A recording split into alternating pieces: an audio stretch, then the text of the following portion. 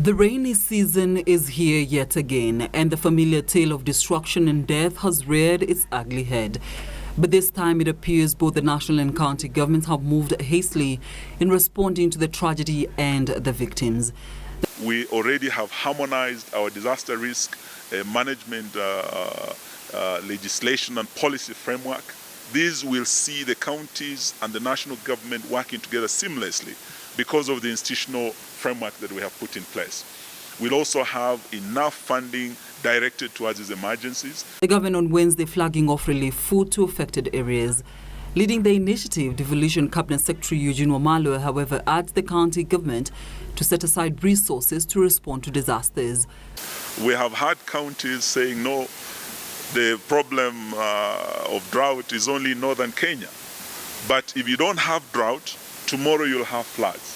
If you don't have floods, tomorrow you'll have locusts. Now, we must all be prepared in terms of resources, in terms of the necessary infrastructure to be able to build resilience to deal with these disasters now and in the future. Wamalwa spoke as the county government of Kericho disclosed plans to compensate victims of Monday's landslides in Kipkelion West Sub-County, which has resulted to 12 deaths so far. Speaking during a donation of foodstuff and other non-food items to victims at Nyansakye in Kamasian Ward, where 2 lives were lost to landslides, Governor Paul Chepkwony said the county government will construct new houses for the victims and compensate loss of crops and animals buried during the landslide.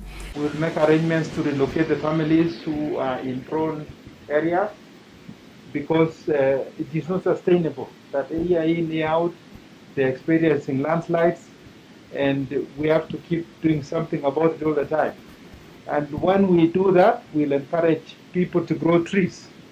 In Trans Nzoia County, more than 2,000 residents of Namanjalala location in Kwanza constituency are up in arms over a Chinese construction company which they blame for worsening flooding in the area. The construction company, which is laying bitumen in Maili Kumi na Moja Road, is on the receiving end for allegedly demolishing a flooding barrier along Sabwani River Bridge, resulting to displacements. Wajenzi wamebomoa ukuta ambao ilikuwa inasuiliwa na maji kuingia kwa mapoma ya watu. Hata sasa watu wanalala barabarani. Vyakula vyote vimefunikwa na maji. Sasa hatuna vile tunaweza kusaidia watoto, kulala ni shida. Mama pia hata penye wanapata chakula ni shida. And finally, the largest retail market in Gilgil town is staring at possible closure after it was flooded, paralyzing operations. Traders operating in the market expressed fears of a disease outbreak due to the ongoing rains and collapsed drainage system in the town. Caroline Kamau reporting for Channel 1 News.